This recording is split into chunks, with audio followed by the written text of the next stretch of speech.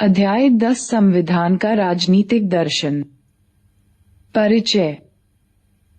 इस पुस्तक में अभी तक हमने संविधान के कुछ मुख्य प्रावधानों का अध्ययन किया और जाना कि पिछले 69 वर्षों में इन प्रावधानों ने कैसे काम किया। हमने इस बात का भी अध्ययन किया कि संविधान कैसे बना। लेकिन क्या कभी आपके मन में यह सवाल उठता है कि ब्रिटिश शासन से आजादी हासिल करने के बाद राष्ट्रीय स्वाधीनता आंदोलन के नेताओं ने संविधान को अंगीकार करने की जरूरत क्यों महसूस की? उन्होंने खुद को और आने वाली पीढ़ियों को संविधान से बांधने का फैसला क्यों किया? इस पुस्तक में बार बार आपका सामना संविधान सभा की बहसों से हुआ है। यह पूछा जा सकता है कि संविधान के अध्ययन के सिलसिले में संविधान सभा की बहसों की गहरी परीक्षा करना क्यों जरूरी है? इस अध्याय में सबसे पहले इसी प्रश्न का उत्तर खोजा जाएगा। दूसरे, यह प्रश्न पूछना भी जरूरी है कि हमने जो संविधान अपनाया है वह कैसा है? इस संविधान के सहारे हम किन उद्देश्यों को पाना चाहते हैं? क्या इन उद्देश्यों के साथ कोई नीति बोध जुड़ा हुआ है? और अगर ऐसा है, तो यह नीति बोध स्वयं में क्या है? हमारे संविधान के पीछे कौन सी नैतिक दृष्टि काम कर रही है? इस दृष्टि की मजबूती और सीमाएं क्या हैं और इसी के अनुसार संविधान की सफलता और कमजोरियां क्या हैं? इन प्रश्नों के उत्तर खोजने के क्रम में हम अपने संविधान के दर्शन को जानने की कोशिश करेंगे।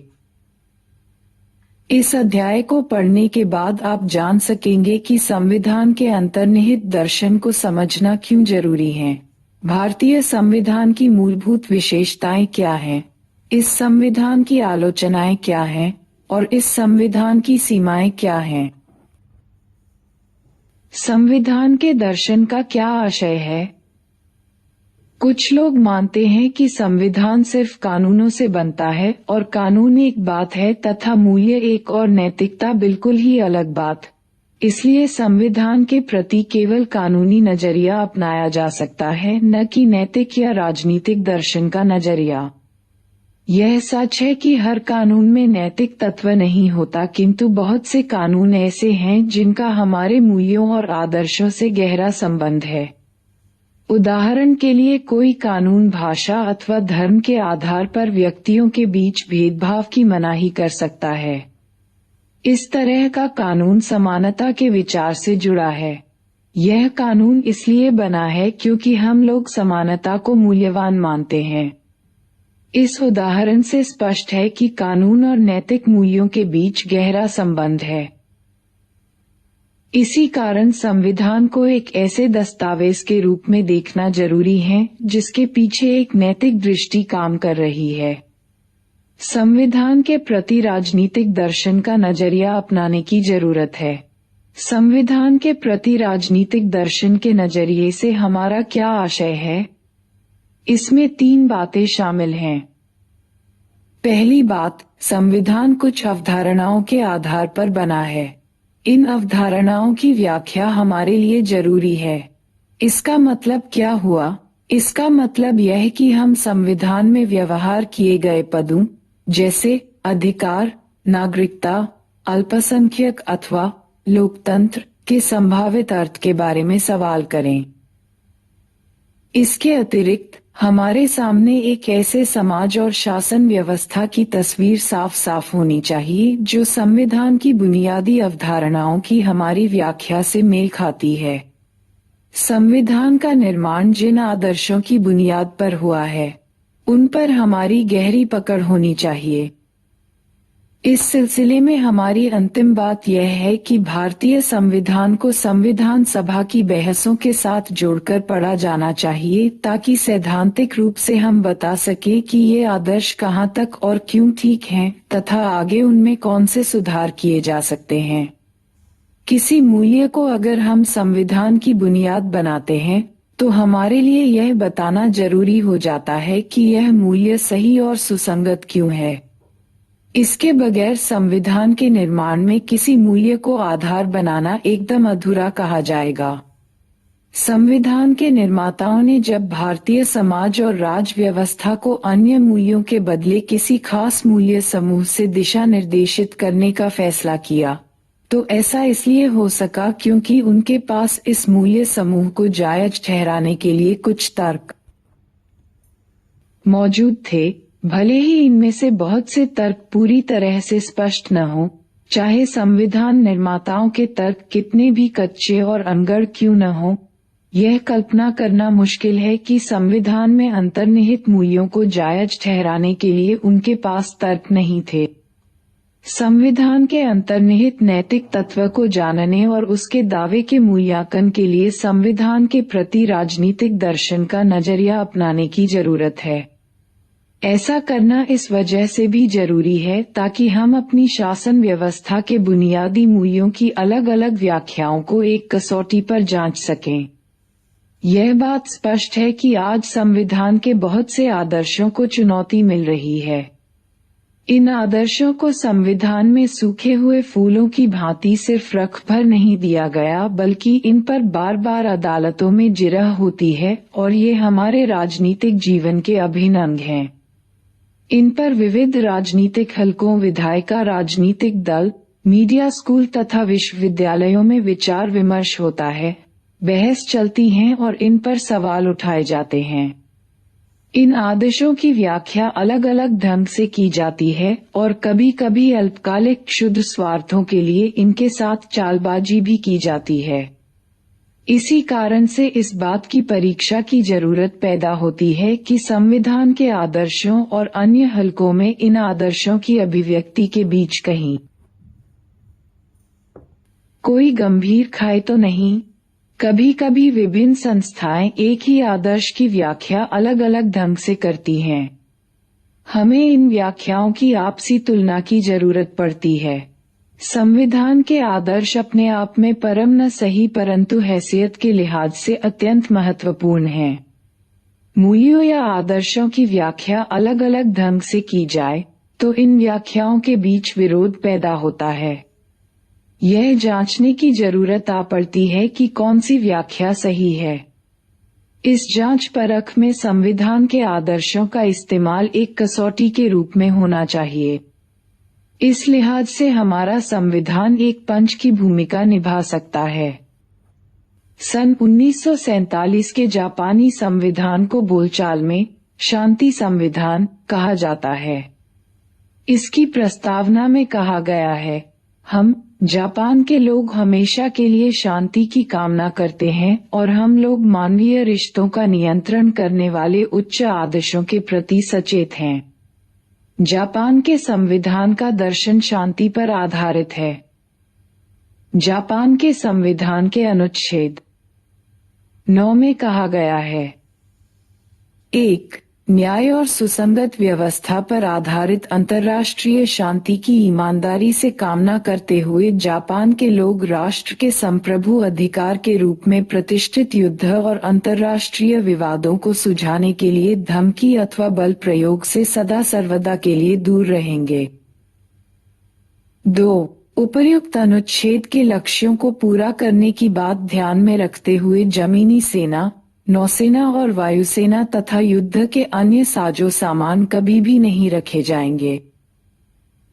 इससे पता चलता है कि संविधान निर्माण के समय की परिस्थितियां किस तरह संविधान निर्माताओं के सोच पर छाए रहती हैं। संविधान लोकतांत्रिक बदलाव का साधन। पहले अध्याय में हमने संविधान के अर्थ और एक अच्छे संविधान की जरूरत के बारे में पढ़ा। इस बात पर व्यापक सहमति है कि संविधान को अंगीकार करने का एक बड़ा कारण है सत्ता को निरंकुश होने से रोकना। आधुनिक राज्य अति की हद तक ताकतवर हैं। बल प्रयोग और दंड शक्ति पर राज्य का एकाधिकार माना जाता है। यदि ऐसे राज्य की संस्थाएं गलत हाथों में पड़ जाएं तो क्या होगा? भले ही इन संस्थाओं का निर्माण हमारी सुरक्षा और भलाई के लिए किया गया था, परंतु ये बड़ी आसानी से हमारे ही विरुद्ध काम कर सकती हैं। राज्य की शक्ति का दुनिया भर का अनुभव बताता है कि अधिकांश राज्य कुछ व्यक्ति अथवा समूहों के हित को नुकसान पहुंचाने की दिशा में काम कर सकते हैं। अगर ऐसा है तो हमें सत्ता के खेल के नियमों को इस तरह बनाना चाहिए कि राज्य की इस प्रवृत्ति पर अंकुश लगे। संविधान ये बुनियादी नियम प्रदान करता है और राज्य को निरंकुश बनने से रोकता है। संविधान हमें गहरे सामाजिक बदलाव के लिए शांतिपूर्ण लोकतांत्रिक साधन भी प्रदान करता है। इन सब के अतिरिक्त औपनिवेशिक दास्ता में रहे लोगों के लिए संविधान राजनीतिक आत्मनिर्णय का उद्घोष है और इसका पहला वास्तविक अनुभव भी। जवाहरलाल नेहरू इन दोनों बातों को अच्छी तरह समझते थे। उनका कहना था कि संविधान सभा की मांग पूर्ण आत्मनिर्णय की सामूहिक मांग का प्रतिरूप है, क्योंकि सिर्फ भारतीय जनता के चुने हुए प्रतिनिधियों से बनी संविधान सभा को ही बगैर बाहरी हस्तक्षेप के भारतीय संविधान बनाने का अधिकार है। दूसरे, नेहरू की दलील थी कि संविधान सभा सिर्फ जनप्रतिनिधियों अथवा योग्य वकीलों का जमावड़ा भर नहीं है, बल्कि यह स्वयं में राह पर चल पड़ा एक राष्ट्र है जो अपने अतीत के राजनीतिक और सामाजिक ढांचे के खोल से निकलकर अपने बनाए नए आवरण को पहनने की तैयारी कर रहा है। भारतीय संविधान का निर्माण परंपरागत सामाजिक ऊंच नीच के बंधनों को तोड़ने और स्वतंत्रता, समता तथा न्याय के नए युग में प्रवेश के लिए हुआ। इस नजरिए में संवैधानिक लोकतंत्र के सिद्धांत को पूरी तरह से बदलकर रख देने की क्षमता है। इस नजरिए के अनुसार संविधान की मौजूदगी सत्तासीन लोगों की शक्ति पर अंकुश ही नहीं लगाती, बल्कि जो लोग परंपरागत तौर पर सत्ता से दूर रहे हैं उनका सशक्तिकरण भी करती है। संविधान कमजोर लोगों को उनका वाजिब हक सामुदायिक रूप में हासिल करने की ताकत देता है। संविधान सभा की ओर मुड़कर क्यों देखें? पीछे क्यों मुड़ें और अपने को अतीत से क्यों बांध कर रखें? कानून और राजनीतिक विचारों के इतिहासकार के लिए यह बात ठीक हो सकती है कि वह पीछे मुड़कर देखे कि कानूनी और राजनीतिक विचारों का आधार कहाँ छुपा है। किंतु राजनीति के विद्यार्थी के लिए संविधान निर्माताओं के सरोकार और मंशा को जानना क्यों जरूरी है? क्यों नहीं बदली हुई स्थितियों पर गौर किया जाए और इस बात की नई परिभाषा बनाई जाए कि संविधान किन किन बातों में सही गलत का फैसला दे सकता है। अमेरिका का उदाहरण लें। वहां संविधान 18वीं सदी के उत्तरार्ध में लिखा गया। उस युग के मूल्य और मानक का इस्तेमाल 21वीं सदी में करना बेतुका कहा जाएगा। बहरहाल हिंदुस्तान की स्थिति अलग है। यहाँ संविधान निर्माताओं के समय जो स्थिति थी और हम लोग आज जिन स्थितियों में रहते हैं उसमें कोई क्रांतिकारी बदलाव नहीं आया है। मूल्यों, आदर्शों और अवधारणाओं के लिहाज से हम लोग संविधान सभा की सोच और समय से अलग नहीं हो पाए। हमारे संविधान का इतिहास अब भी हमारे वर्तमान का इतिहास है। खुद करें, खुद सीखें। अध्याय 2 और 7 में दिए गए संविधान सभा की बहस के उद्धरणों को एक बार फिर पढ़ें। क्या आप मानते हैं कि इन अंशों में दिए गए तर्क आज के समय में प्रासंगिक हैं? क्यों? हो सकता है कि हमारे कानूनी और राजनीतिक व्यवहार बर्ताव के पीछे जो असली बात है, हमने उसे भुला दिया हो। कालक्रम में हमने उन्हें स्वाभाविक मान लिया हो। हमारे बहुत से कानूनी और राजनीतिक व्यवहारों के पीछे जो असली बात है, वह पृष्ठभूमि में चली गई हो या हमारी चेतना के पर्दे से उतर गई हो। भले ही वही बात पहले हमारे व्यवहार बर्ताव को बुनियाद के रूप में स्वीकार की गई हो। जब तक सब कुछ ठीक ठाक चलता रहे तब तक भूले रहना हानिकारक नहीं होता। लेकिन जब संवैधानिक व्यवहार बर्ताव को चुनौती मिले, खतरा मंडराए या उपेक्षा हो, तब इन पर अपनी पकड़ बनाए रखना जरूरी हो जाता है। ऐसे में इन व्यवहारों बर्तावों के मूल्य और अर्थ को समझने के लिए संविधान सभा की बहसों को मुड़कर देखने के सिवा हमारे पास कोई चारा नहीं रहता। संभव है इस क्रम में हमें और पीछे यानी औपनिवेशिक भारत में जाकर पड़ताल भी करनी पड़े। इसलिए अपने संविधान के मूल में निहित राजनीतिक दर्शन को बार बार याद करना और उससे टटोलना हमारे लिए जरूरी है। हमारे संविधान का राजनीतिक दर्शन क्या है? इस दर्शन को एक शब्द में बताना कठिन है। हमारा संविधान किसी एक शीर्षक में आंटने से इनकार करता है, क्योंकि यह उदारवादी, लोकतांत्रिक, धर्मनिरपेक्ष, संघवादी, सामुदायिक जीवन मूल्यों का हामी, धार्मिक और भाषाई अल्पसंख्यकों के साथ साथ ऐतिहासिक रूप से अधिकार वंचित वर्गों की जरूरतों के प्रति संवेदनात्मक तथा एक सर्वसामान्य राष्ट्रीय पहचान बनाने को प्रतिबद्ध संविधान। संक्षेप में यह संविधान स्वतंत्रता, समानता, लोकतंत्र, सामाजिक न्याय तथा एक न एक किस्म की राष्ट्रीय एकता के लिए प्रतिबद्ध है। इन सबके साथ एक बुनियादी चीज और है, संविधान का जोर इस बात पर है कि उसके दर्शन पर शांतिपूर्ण तथा लोकतांत्रिक तरीके से अमल किया जाए। व्यक्ति की स्वतंत्रता। संविधान के बारे में गौर करने वाली पहली बात है कि यह व्यक्ति की स्वतंत्रता के लिए प्रतिबद्ध है। यह प्रतिबद्धता किसी चमत्कार के रूप में मेज के इर्द गिर्द चुपचाप बैठकर चिंतन मनन करने से नहीं आई। यह प्रतिबद्धता लगभग एक सदी तक निरंतर चली बौद्धिक और राजनीतिक गतिविधियों का परिणाम है।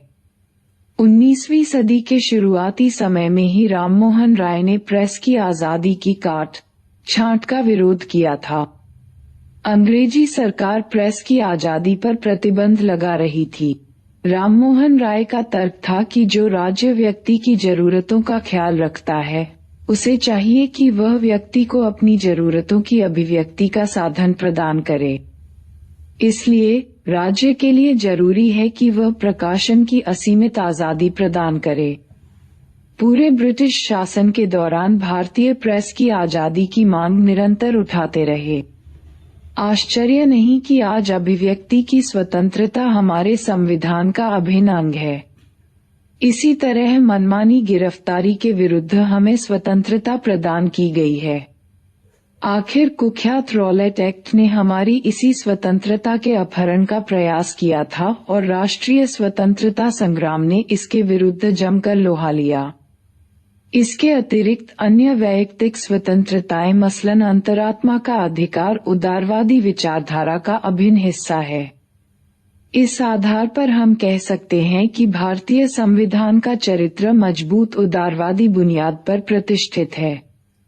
मौलिक अधिकारों से संबंधित अध्याय में हम देख चुके हैं कि भारतीय संविधान व्यक्ति की स्वतंत्रता को कितना महत्व देता है। यहाँ इस बात को भी हम याद करें कि संविधान को अंगीकार करने के 40 वर्ष पहले भी भारतीय राष्ट्रीय कांग्रेस के प्रत्येक प्रस्ताव, योजना, विधेयक और रिपोर्ट में व्यक्ति की स्वतंत्रता की चर्चा रहती थी। इसे यूं ही लिखने भर के लिए नहीं लिखा जाता था, बल्कि इसे एक ऐसा मूल्य माना जाता था जिस पर समझौता नहीं किया जा सकता। सामाजिक न्याय। जब भारतीय संविधान को उदारवादी कहा जाता है, तो इसका अर्थ इतना भर नहीं होता कि यह संविधान यूरोपीय शास्त्रीय परंपरा के अर्थ में उदारवादी है। राजनीतिक सिद्धांत की अपनी किताब में आप उदारवाद के बारे में और समझेंगे। शास्त्रीय उदारवाद, क्लासिकल लिबरलिज्म, सामाजिक न्याय और सामुदायिक जीवन मूल्यों के ऊपर हमेशा व्यक्ति को तरजीह देता है। भारतीय संविधान का उदारवाद इससे दो मायनों में अलग है। पहली बात तो यह कि हमारा संविधान सामाजिक न्याय से जुड़ा है। अनुसूचित जाति और अनुसूचित जनजाति के लिए आरक्षण का प्रावधान इसका सर्वोत्तम उदाहरण है। संविधान निर्माताओं का विश्वास था कि मात्र समता का अधिकार दे देना इन वर्गों के साथ सदियों से हो रहे अन्याय से मुक्ति के लिए अथवा इनके मताधिकार को वास्तविक अर्थ देने के लिए काफी नहीं है। इन वर्गों के हितों को बढ़ावा देने के लिए विशेष संवैधानिक उपायों की जरूरत थी। इस कारण संविधान निर्माताओं ने अनुसूचित जाति और अनुसूचित जनजाति के हितों की रक्षा के लिए बहुत से विशेष उपाय किए। इसका एक उदाहरण है अनुसूचित जाति और अनुसूचित जनजाति के लिए विधायिका में सीटों का आरक्षण। संविधान के विशेष प्रावधानों के कारण ही सरकारी नौकरियों में इन वर्गों को आरक्षण देना संभव हो सका। कहाँ पहुँचे, क्या समझे? बताएं कि निम्नलिखित में कौन सा अधिकार वैयक्तिक स्वतंत्रता का अंश है? अभिव्यक्ति की स्वतंत्रता, धर्म की स्वतंत्रता, अल्पसंख्यकों के सांस्कृतिक और शैक्षिक अधिकार, सार्वजनिक स्थलों पर बराबरी की पहुंच, विविधता और अल्पसंख्यकों के अधिकारों का सम्मान। संविधान का उदारवाद सामुदायिक जीवन मूल्यों का पक्षधर है। भारतीय संविधान समुदायों के बीच बराबरी के रिश्ते को बढ़ावा देता है। हमारे देश में ऐसा करना आसान नहीं था क्योंकि समुदायों के बीच अक्सर बराबरी का रिश्ता नहीं होता। समुदायों के बीच एक दूसरे के साथ अक्सर ऊंच नीच। के.एम. पणिक्कर। भारतीय उदारवाद की दो धाराएं हैं। पहली धारा की शुरुआत राममोहन राय से होती है। उन्होंने व्यक्ति के अधिकारों पर जोर दिया, खासकर महिलाओं के अधिकार पर। दूसरी धारा में स्वामी विवेकानंद के 100 सेन और जस्टिस रानाडे जैसे चिंतक शामिल हैं। इन चिंतकों ने पुरातनी हिंदू धर्म के दायरे में सामाजिक न्याय का जज्बा जगाया। विवेकानंद के लिए हिंदू समाज की ऐसी पुनर्रचना कर पाना उदारवादी सिद्धांतों के बगैर संभव न होता। इन डिफेंस ऑफ लिबरलिज्म बॉबे एशिया पब्लिक हाउस 1962 का रिश्ता होता है जैसा कि हम जाति के मामले में देखते हैं। दूसरे, जब समुदाय एक दूसरे को बराबरी का मानते हैं तब बहुधा प्रतिद्वंद्वी बन जाते हैं, जैसा कि हम धार्मिक समुदायों के मामले में देखते हैं। संविधान निर्माताओं के सामने इस बात की कठिन चुनौती थी कि ऊंच नीच अथवा गहरी प्रतिद्वंद्विता की मौजूदा स्थिति के बीच समुदायों में बराबरी का रिश्ता कैसे कायम किया जाए, समुदायों को उदार कैसे बनाया जाए। समुदायों को मान्यता न देकर इस समस्या का समाधान आसानी से किया जा सकता था। अधिकांश पश्चिमी राष्ट्रों के उदारवादी संविधान में ऐसा ही किया गया है, लेकिन ऐसा करना न तो अपने देश में कारगर होता और न ही वांछनीय। इसका कारण यह नहीं कि भारतीय अन्य लोगों की तुलना में समुदायों से कहीं ज्यादा जुड़े हैं। हर जगह के व्यक्ति सांस्कृतिक समुदाय से जुड़े होते हैं और ऐसे हर समुदाय की अपनी परंपरा, मूल्य, रीति रिवाज तथा भाषा होती है। समुदाय का सदस्य इसमें भागीदार होता है। उदाहरण के लिए, फ्रांस और जर्मनी में व्यक्ति भाषाई समुदाय का सदस्य होता है और इससे वह बड़ी गहराई से जुड़ा होता है। हम लोग सामुदायिक जीवन मूल्यों को ज्यादा खुले तौर पर स्वीकार करते हैं और यही बात हमें खास बनाती है। इससे भी ज्यादा महत्वपूर्ण बात यह है कि भारत में अनेक सांस्कृतिक समुदाय हैं। जर्मनी अथवा फ्रांस के विपरीत भारत में बहुत से भाषाई और धार्मिक समुदाय हैं। कोई समुदाय दूसरे पर प्रभुत्व न जमाए, इस बात को सुनिश्चित करना जरूरी था। इसी कारण हमारे संविधान के लिए समुदाय आधारित अधिकारों को मान्यता देना जरूरी हो गया। ऐसे ही अधिकारों में एक है धार्मिक समुदाय का अपनी शिक्षा संस्था स्थापित करने और चलाने का अधिकार। ऐसी संस्थाओं को सरकार धन दे सकती है। इस प्रावधान से पता चलता है कि भारतीय संविधान धर्म को सिर्फ व्यक्ति का निजी मामला नहीं मानता। धर्मनिरपेक्षता। माना जाता है कि धर्मनिरपेक्ष राज्य धर्म को निजी मामला के रूप में स्वीकार करते हैं। कहने का अर्थ यह है कि धर्मनिरपेक्ष राज्य धर्म को आधिकारिक अथवा सार्वजनिक मान्यता नहीं प्रदान करते। क्या इसका अर्थ यह हुआ कि भारतीय संविधान धर्मनिरपेक्ष नहीं है? ऐसी बात नहीं है।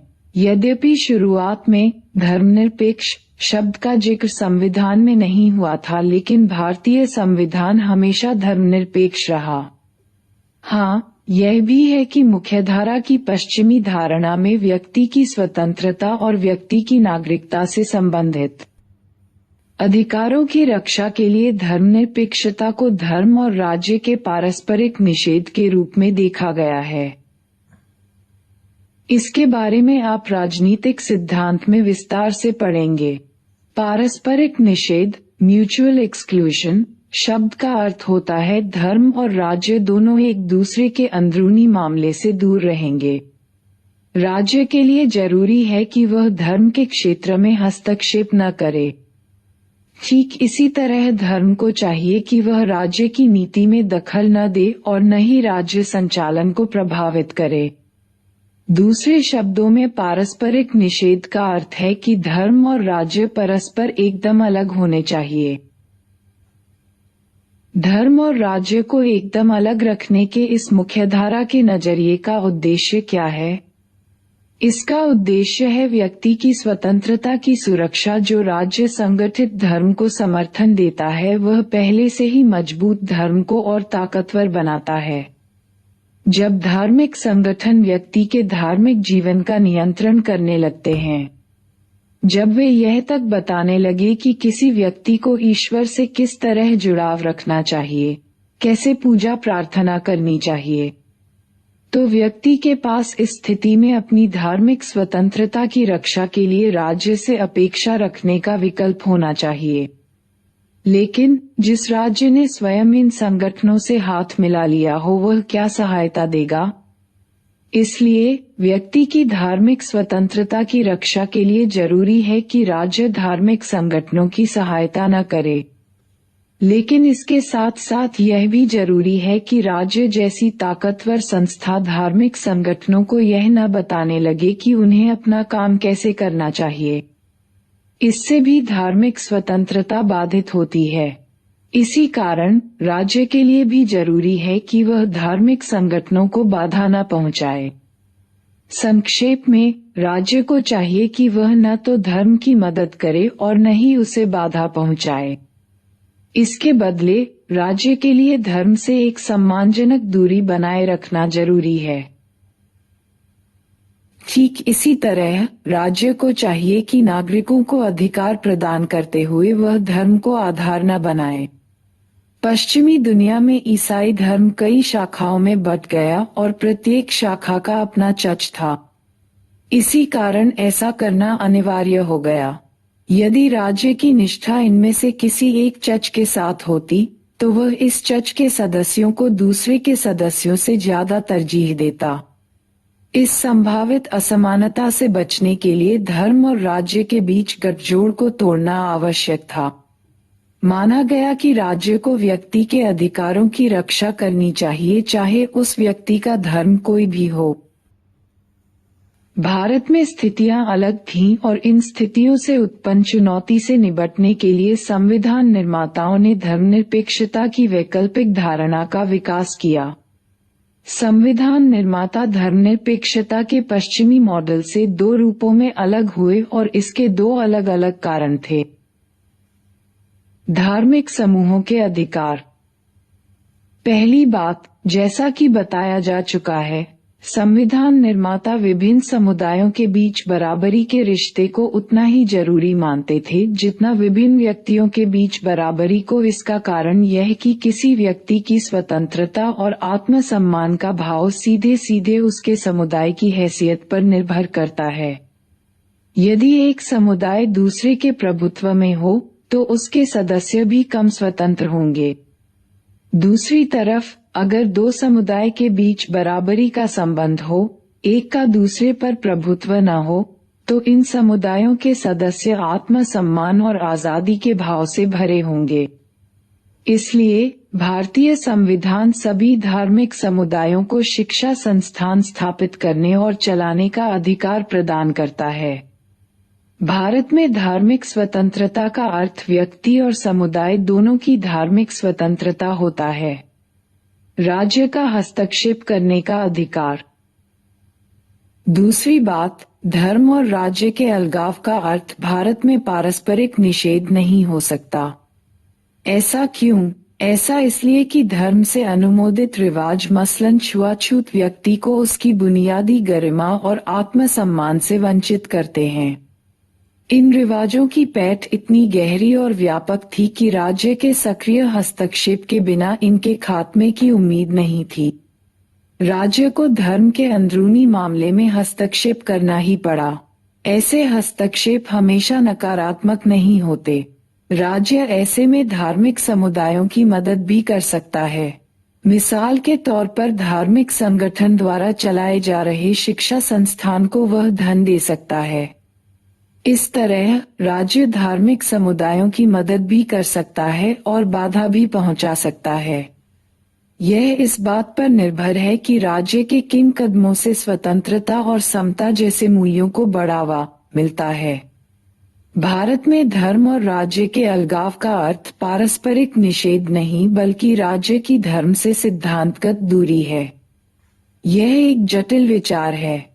इससे राज्य को सभी धर्मों से दूरी रखने की छूट मिलती है ताकि वह अवसर के अनुकूल धर्म के मामलों में हस्तक्षेप कर सके अथवा ऐसे मामलों में दखल देने से बचा रहे। यह इस बात पर निर्भर है कि इन दोनों में से किस कदम से स्वतंत्रता, समता और सामाजिक न्याय को बढ़ावा मिलता है।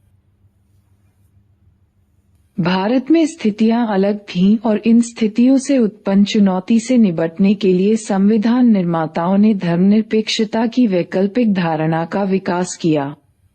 संविधान निर्माता धर्मनिरपेक्षता के पश्चिमी मॉडल से दो रूपों में अलग हुए और इसके दो अलग-अलग कारण थे।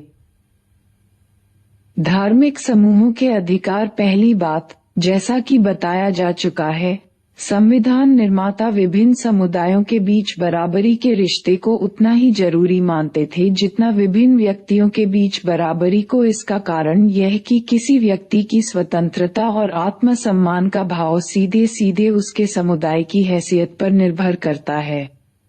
यदि एक समुदाय दूसरे के प्रभुत्व में हो तो उसके सदस्य भी कम स्वतंत्र होंगे। दूसरी तरफ अगर दो समुदायों के बीच बराबरी का संबंध हो, एक का दूसरे पर प्रभुत्व न हो, तो इन समुदायों के सदस्य आत्मसम्मान और आजादी के भाव से भरे होंगे। इसलिए भारतीय संविधान सभी धार्मिक समुदायों को शिक्षा संस्थान स्थापित करने और चलाने का अधिकार प्रदान करता है। भारत में धार्मिक स्वतंत्रता का अर्थ व्यक्ति और समुदाय दोनों की धार्मिक स्वतंत्रता होता है। राज्य का हस्तक्षेप करने का अधिकार। दूसरी बात, धर्म और राज्य के अलगाव का अर्थ भारत में पारस्परिक निषेध नहीं हो सकता। ऐसा क्यों? ऐसा इसलिए कि धर्म से अनुमोदित रिवाज मसलन छुआछूत व्यक्ति को उसकी बुनियादी गरिमा और आत्मसम्मान से वंचित करते हैं। इन रिवाजों की पैठ इतनी गहरी और व्यापक थी कि राज्य के सक्रिय हस्तक्षेप के बिना इनके खात्मे की उम्मीद नहीं थी। राज्य को धर्म के अंदरूनी मामले में हस्तक्षेप करना ही पड़ा। ऐसे हस्तक्षेप हमेशा नकारात्मक नहीं होते। राज्य ऐसे में धार्मिक समुदायों की मदद भी कर सकता है। मिसाल के तौर पर धार्मिक संगठन द्वारा चलाए जा रहे शिक्षा संस्थान को वह धन दे सकता है। इस तरह राज्य धार्मिक समुदायों की मदद भी कर सकता है और बाधा भी पहुंचा सकता है। यह इस बात पर निर्भर है कि राज्य के किन कदमों से स्वतंत्रता और समता जैसे मूल्यों को बढ़ावा मिलता है। भारत में धर्म और राज्य के अलगाव का अर्थ पारस्परिक निषेध नहीं बल्कि राज्य की धर्म से सिद्धांतगत दूरी है। यह एक जटिल विचार है। इससे राज्य को सभी धर्मों से दूरी रखने की छूट मिलती है ताकि वह अवसर के अनुकूल धर्म के मामलों में हस्तक्षेप कर सके अथवा ऐसे मामलों में दखल देने से बचा रहे। यह इस बात पर निर्भर है कि इन दोनों में से किस कदम से स्वतंत्रता, समता और सामाजिक न्याय को बढ़ावा मिलता है। हमने अभी तक 3 केंद्रीय विशेषताओं के बारे में पढ़ा। इन्हें हमारे संविधान की उपलब्धियां भी कहा जा सकता है। पहली बात तो यह कि हमारे संविधान ने उदारवादी व्यक्तिवाद को एक शक्ल देकर उसे मजबूत किया है।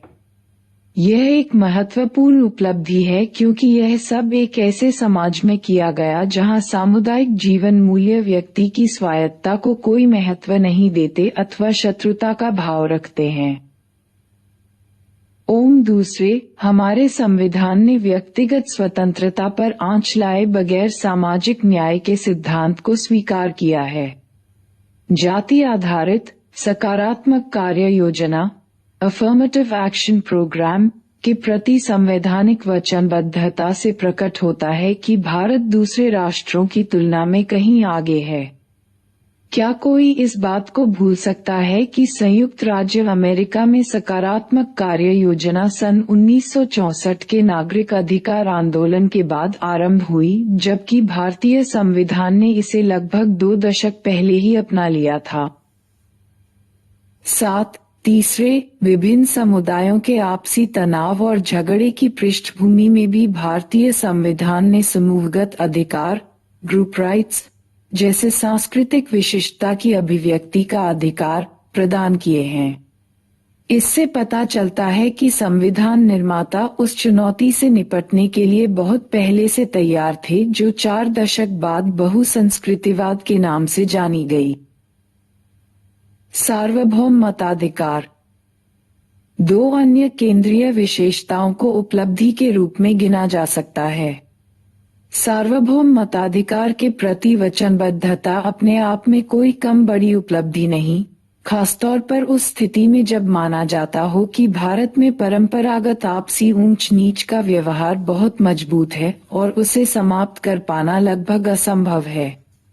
सार्वभौम मताधिकार को अपनाना इसलिए भी महत्वपूर्ण कहा जाएगा क्योंकि पश्चिम के उन देशों में भी जहां लोकतंत्र की जड़ स्थायी रूप से जम चुकी थी, कामगार तबके और महिलाओं को मतदान का अधिकार काफी देर से दिया गया था। एक बार राष्ट्र के विचार ने समाज के अभिजात्य तबके में जगह बना ली, तो इसके परिणामस्वरूप लोकतांत्रिक स्वशासन का विचार भी पनपा। इस प्रकार भारतीय राष्ट्रवाद की धारणा में हमेशा एक ऐसी राजव्यवस्था की बात मौजूद रहो जो समाज के प्रत्येक सदस्य की इच्छा पर आधारित हो। सार्वभौम मताधिकार का विचार भारतीय राष्ट्रवाद के बीज विचारों में एक है। भारत के लिए अनौपचारिक रूप से संविधान तैयार करने का पहला प्रयास कॉन्स्टिट्यूशन ऑफ इंडिया बिल के नाम से सन 1895 में हुआ था। इस पहले प्रयास में भी इसके लेखक ने घोषणा की थी कि प्रत्येक नागरिक अर्थात भारत में जन्मे व्यक्ति को देश के मामलों में भाग लेने तथा सरकारी पद हासिल करने का हक है। मोतीलाल नेहरू रिपोर्ट 1928 में नागरिकता की इसी धारणा की पुष्टि करते हुए कहा गया कि 24 वर्ष की आयु के हर व्यक्ति को, स्त्री हो या पुरुष, लोकसभा के लिए मतदान करने का अधिकार होगा। इस रिपोर्ट में ऐसे हर व्यक्ति को नागरिक का दर्जा प्रदान किया गया जो राष्ट्रमंडल की भू सीमा में पैदा हुआ है और जिसने किसी अन्य राष्ट्र की नागरिकता नहीं ग्रहण की है अथवा जिसके पिता इस भू सीमा में जन्म हो या बस गए हों। इस तरह शुरुआती दौर से ही सार्वभौम मताधिकार को अत्यंत महत्वपूर्ण और वैधानिक साधन माना गया जिसके सहारे राष्ट्र की जनता अपनी इच्छा का इजहार करती है। संघवाद पूर्वोत्तर से संबंधित अनुच्छेद 371 को जगह देकर भारतीय संविधान ने असमतोल संघवाद जैसी अत्यंत महत्वपूर्ण अवधारणा को अपनाया। संघवाद से संबंधित अध्याय में हमने देखा कि संविधान में एक मजबूत केंद्रीय सरकार की बात मानी गई है। संविधान का झुकाव केंद्र सरकार की मजबूती की तरफ तो है, लेकिन इसके बावजूद भारतीय संघ की विभिन्न इकाइयों की कानूनी हैसियत और विशेषाधिकार में महत्वपूर्ण अंतर है। अमेरिकी संघवाद की संवैधानिक बनावट समतोल है, लेकिन भारतीय संघवाद संवैधानिक रूप से असमतोल है। कुछ एक इकाइयों की विशेष जरूरतों को ध्यान में रखते हुए संविधान की रचना में बराबर इस बात का ख्याल रखा गया कि इन इकाइयों के साथ संबंध अनूठे रहें अथवा इन्हें विशेष दर्जा प्रदान किया जाए। अनुच्छेद 371 के तहत पूर्वोत्तर के प्रदेश नागालैंड को विशेष दर्जा प्रदान किया गया। यह अनुच्छेद न सिर्फ नागालैंड में पहले से लागू नियमों को मान्यता प्रदान करता है बल्कि आप्रवास पर रोक लगाकर स्थानीय पहचान की रक्षा भी करता है। बहुत से अन्य प्रदेशों को भी ऐसे विशेष प्रावधानों का लाभ मिला है। भारतीय संविधान के अनुसार विभिन्न प्रदेशों के साथ इस असमान बर्ताव में कोई बुराई नहीं है।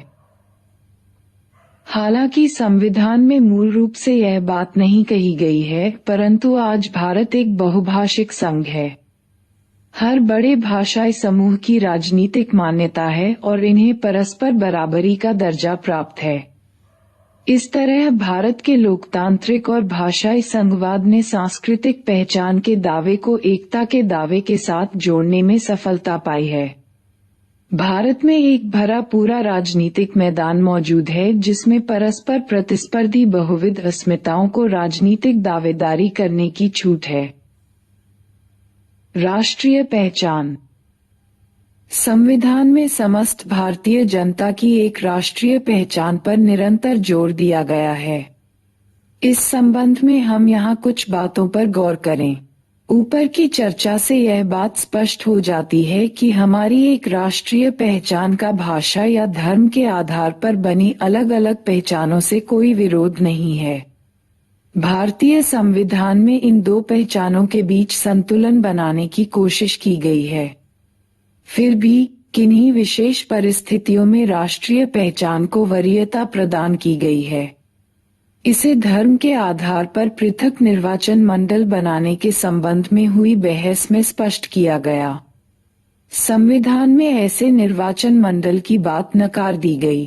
पृथक निर्वाचन मंडल की बात को नकारने का कारण यह नहीं था कि इसको मानने पर विभिन्न धार्मिक समुदायों में भेद पैदा होता है अथवा इससे राष्ट्रीय एकता की धारणा पर खतरा उत्पन्न होता है।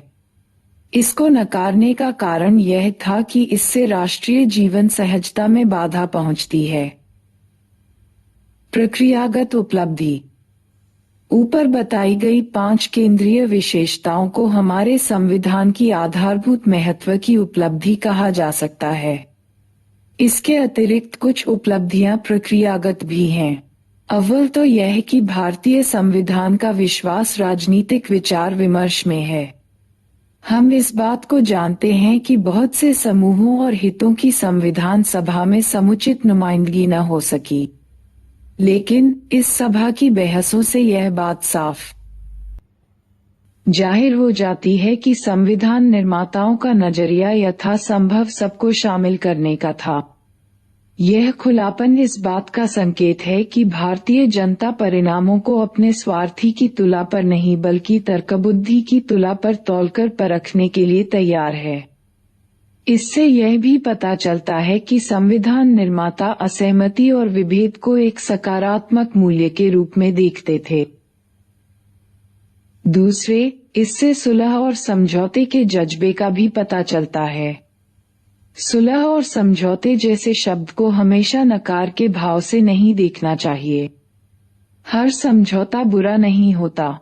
यदि स्वार्थ के वशीभूत होकर किसी मूल्यवान चीज का सौदा कर लिया जाता है, तो यह समझौता बुरा है।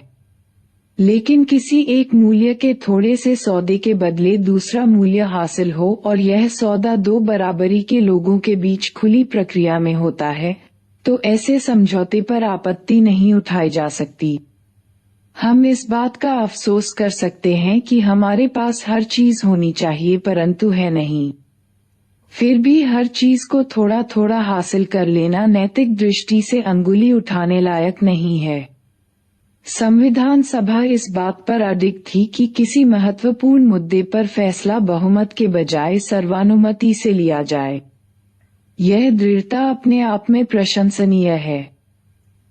आलोचना।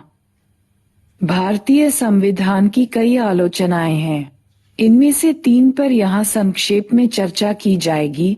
क, यह संविधान अस्त व्यस्त है। ख, इसमें सबकी नुमाइंदगी नहीं हो सकी है। ग, यह संविधान भारतीय परिस्थितियों के अनुकूल नहीं है। भारतीय संविधान को अस्त व्यस्त या ढीला ढाला बताया जाता है। इसके पीछे यह धारणा काम करती है कि किसी देश का संविधान एक कसे हुए दस्तावेज के रूप में मौजूद होना चाहिए, लेकिन यह बात संयुक्त राज्य अमेरिका जैसे देश के लिए भी सच नहीं है, जहां संविधान एक कसे हुए दस्तावेज के रूप में है। सच बात यह है कि किसी देश का संविधान एक दस्तावेज तो होता ही है, इसमें संवैधानिक हैसियत वाले अन्य दस्तावेजों को भी शामिल किया जाता है। इस तरह इस बात की पूरी संभावना है कि कुछ महत्वपूर्ण संवैधानिक वक्तव्य तथा कायदे उस कसे हुए दस्तावेज से बाहर मिलें जिसे संविधान कहा जाता है।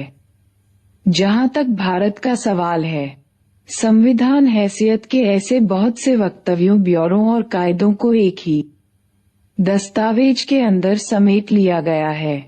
मिसाल के तौर पर बहुत से देशों के संवैधानिक दस्तावेज में चुनाव आयोग या लोक सेवा आयोग के संबंध में कोई प्रावधान नहीं है, लेकिन भारत के संविधान में ऐसे अनेक प्रावधान मौजूद हैं। क्या आपको याद है कि संविधान सभा का निर्माण कैसे हुआ था? उस वक्त सार्वभौम मताधिकार प्रदान नहीं किया गया था और संविधान सभा के अधिकांश सदस्य समाज के अगड़े तबके के थे। क्या इससे लगता है कि देश के सभी लोगों की नुमाइंदगी हमारे संविधान में नहीं हो सकी? यहाँ जरूरी है कि हम नुमाइंदगी के दो हिस्सों में फर्क करें। इसमें एक को हम चाहें तो आवाज कह सकते हैं और दूसरे को राय। नुमाइंदगी में आवाज अपने आप में महत्वपूर्ण है। लोगों की पहचान खुद उनकी जुबान और आवाज से होनी चाहिए, न कि उनके मालिकों की जुबान और आवाज से। अगर हम इस दृष्टि से विचार करें तो हमारे संविधान में गैर नुमाइंदगी मौजूद मिलेगी, क्योंकि संविधान सभा के सदस्य सीमित मताधिकार से चुने गए थे, न कि सार्वभौम मताधिकार से। बहरहाल, अगर हम नुमाइंदगी के दूसरे पहलू यानी राय पर गौर करें तो हमारे संविधान में गैर नुमाइंदगी नहीं मिलेगी। यह कहना तो खैर अपने आप में एक अतिशयोक्ति है कि संविधान सभा में हर किस्म की राय रखी गई, लेकिन इसमें सच्चाई का एक पुट जरूर है। यदि हम संविधान सभा में हुई बहसों को पढ़ें तो जाहिर होगा कि सभा में बहुत से मुद्दे उठाए गए और बड़े पैमाने पर राय रखी गई। सदस्यों ने अपने व्यक्तिगत और सामाजिक सरोकार पर आधारित मसले ही नहीं बल्कि समाज के विभिन्न तबके के सरोकारों और हितों पर आधारित मसले भी उठाए। क्या यह संयोग मात्र है कि आज हर शहर के नुक्कड़ पर हमें हाथ में संविधान लिए अम्बेडकर की प्रतिमा मिलती है? यह अम्बेडकर के प्रति महज सांकेतिक श्रद्धांजलि नहीं है। यह प्रतिमा दलितों की इस भावना का इजहार करती है कि संविधान में उनकी अनेक आकांक्षाओं की अभिव्यक्ति हुई है। एक अंतिम आलोचना यह है कि भारतीय संविधान एक विदेशी दस्तावेज है। इसका हर अनुच्छेद पश्चिमी संविधानों की नकल है और भारतीय जनता के सांस्कृतिक भावबोध से इसका मेल नहीं बैठता। संविधान सभा में भी बहुत से सदस्यों ने यह बात उठाई थी। इस दृष्टि से भारतीय संविधान अत्यंत भ्रामक है, क्योंकि इस संविधान की सांस्कृतिक और मूल्यपरक गतिमति भारत की असली जनता और उसके आचार विचार के सांस्कृतिक तथा मूल्यपरक गतिमति के अनुकूल नहीं है। यह आरोप कितना सच है? यह बात सच है कि भारतीय संविधान आधुनिक और अंशतः पश्चिमी है, लेकिन इससे यह पूरी तरह विदेशी नहीं हो जाता। पहली बात तो यह कि अनेक भारतीयों ने चिंतन का न सिर्फ आधुनिक तरीका अपना लिया है बल्कि उसे आत्मसात भी कर लिया है। इन लोगों के लिए पश्चिमीकरण अपनी परंपरा की बुराइयों के विरोध का एक तरीका था। राम मोहन राय से इस प्रवृत्ति की शुरुआत हुई थी और आज भी यह प्रवृत्ति दलितों द्वारा जारी है। वस्तुतः बहुत पहले यानी सन 1841 में ही यह बात जाहिर हो गई थी। उत्तर भारत के तिरस्कृत और अछूत कहलाने वाले दलित नए कानूनों का इस्तेमाल करने में जरा भी नहीं हिचकिचाए और इन लोगों ने नई विधि व्यवस्था का सहारा लेकर अपने जमींदारों के खिलाफ मुकदमे दायर किए। इस तरह आधुनिक कानून का सहारा लेकर लोगों ने गरिमा और इंसाफ के लिए अदालत का दरवाजा खटखटाया। दूसरे, जब पश्चिमी आधुनिकता का स्थानीय सांस्कृतिक व्यवस्था से टकराव हुआ तो एक किस्म की संकर संस्कृति उत्पन्न हुई। यह संकर संस्कृति पश्चिमी आधुनिकता से कुछ लेने और कुछ छोड़ने की रचनात्मक प्रक्रिया का परिणाम थी। ऐसी प्रक्रिया को न तो पश्चिमी आधुनिकता में ढूंढा जा सकता है और न ही देशी परंपरा में पश्चिमी आधुनिकता और देशी सांस्कृतिक व्यवस्था के संयोग से उत्पन्न इस बहुमुखी परिघटना में वैकल्पिक आधुनिकता का चरित्र है। गैर पश्चिमी मुल्कों में लोगों ने सिर्फ अपने अतीत के आचारों से ही छुटकारा पाने की कोशिश नहीं की, बल्कि अपने ऊपर थोपी गई पश्चिमी आधुनिकता के एक खास रूप के बंधनों को भी तोड़ना चाहा। इस तरह जब हम अपना संविधान बना रहे थे तो हमारे मन में परंपरागत भारतीय और पश्चिमी मूल्यों के स्वस्थ मेल का भाव था। यह संविधान सचेत चयन और अनुकूलन का परिणाम है, न कि नकल का। सीमाएं इन बातों का यह मतलब नहीं कि भारत का संविधान हर तरह से पूर्ण और त्रुटिहीन दस्तावेज है। जिन सामाजिक परिस्थितियों में इसका निर्माण हुआ उसे देखते हुए यह बात स्वाभाविक है कि इसमें कुछ विवादास्पद मुद्दे रह जाएं, ऐसी बातें बच जाएं जिनके पुनरावलोकन की जरूरत हो। इस संविधान की बहुत सी ऐसी बातें समय के दबाव में पैदा हुई। फिर भी हमें स्वीकार करना चाहिए कि इस संविधान की कुछ सीमाएं हैं। अब हम संक्षेप में संविधान की सीमाओं की चर्चा कर लें। पहली बात यह कि भारतीय संविधान में राष्ट्रीय एकता की धारणा बहुत केंद्रीकृत है। दूसरे, इसमें लिंगगत न्याय के कुछ महत्वपूर्ण मसलों, खासकर परिवार से जुड़े मुद्दों पर ठीक से ध्यान नहीं दिया गया है। तीसरे, यह बात स्पष्ट नहीं है कि एक गरीब और विकासशील देश में कुछ बुनियादी सामाजिक आर्थिक अधिकारों को मौलिक अधिकारों का अभिन्न हिस्सा बनाने के बजाय उसे राज्य के नीति निर्देशक तत्व वाले खंड में क्यों डाल दिया गया। संविधान की इन सीमाओं के कारण को समझना और दूर करना संभव है, लेकिन यहाँ यह बात महत्वपूर्ण नहीं है। हमारा तर्क यह है कि संविधान की ये सीमाएं इतनी गंभीर नहीं हैं कि ये संविधान के दर्शन के लिए ही खतरा पैदा कर दें। निष्कर्ष, इस अध्याय में हमने जाना कि संविधान एक जीवंत दस्तावेज है। संविधान की केंद्रीय विशेषताएं उसे जीवंत बनाती हैं। कानूनी प्रावधान और संस्थानिक व्यवस्था समाज की जरूरत तथा समाज द्वारा अपनाए गए दर्शन पर निर्भर हैं। इस पुस्तक में हमने जिस संस्थानिक व्यवस्था का अध्ययन किया है उसके मूल में है भविष्य के प्रति एक दृष्टि। इस दृष्टि को सबकी सहमति हासिल है। यह दृष्टि ऐतिहासिक रूप से स्वतंत्रता संग्राम के दौरान उत्पन्न हुई। संविधान सभा ने इस दृष्टि का परिष्कार किया और उसे विधिक संस्थानिक रूप प्रदान किया। इस तरह संविधान में यह दृष्टि रूपायित हुई। बहुत से लोगों का कहना है कि इस दृष्टि अथवा संविधान के दर्शन का सर्वोत्तम सार संक्षेप संविधान की प्रस्तावना में है। क्या आपने ध्यानपूर्वक संविधान की प्रस्तावना को पढ़ा है? इसमें से उद्देश्यों का जिक्र तो है ही, साथ में एक विनम्र दावेदारी भी बहुत है। इस संविधान को महान व्यक्तियों के एक समूह ने नहीं प्रदान किया। इसकी रचना और इसका अंगीकार हम भारत के लोग के द्वारा हुआ। इस तरह जनता स्वयं अपनी नियति की नियंता है और लोकतंत्र एक साधन है जिसके सहारे लोग अपने वर्तमान और भविष्य को आकार देते हैं। आज प्रस्तावना के इस उद्घोष को 50 साल से ज्यादा हो चुके हैं। हम बहुत से मसलों पर लड़े हैं। हमने देखा है कि अदालतों और सरकारों के बीच अनेक व्याख्याओं पर असहमति है। केंद्र और प्रादेशिक सरकारों के बीच मतभेद भिन्न है। राजनीतिक दल संविधान की विविध व्याख्याओं के आधार पर पूरे जोर शोर से लड़ते हैं।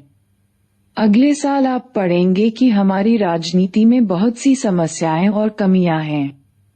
फिर भी अगर आप किसी राजनेता अथवा आम नागरिक से पूछें तो पाएंगे कि हर कोई संविधान के अंतर्निहित दर्शन में विश्वास करता है। हम सब साथ रहना चाहते हैं और समता, स्वतंत्रता तथा बंधुता की भावना के आधार पर समृद्धि करना चाहते हैं। संविधान की दृष्टि अथवा दर्शन में यह साझेदारी संविधान को अमल में लाने का महत्वपूर्ण परिणाम है। सन 1950 में इस संविधान का निर्माण एक महत्वपूर्ण उपलब्धि थी। आज इस संविधान के दर्शन को जीवंत रखना हमारे लिए महत्वपूर्ण उपलब्धि होगी।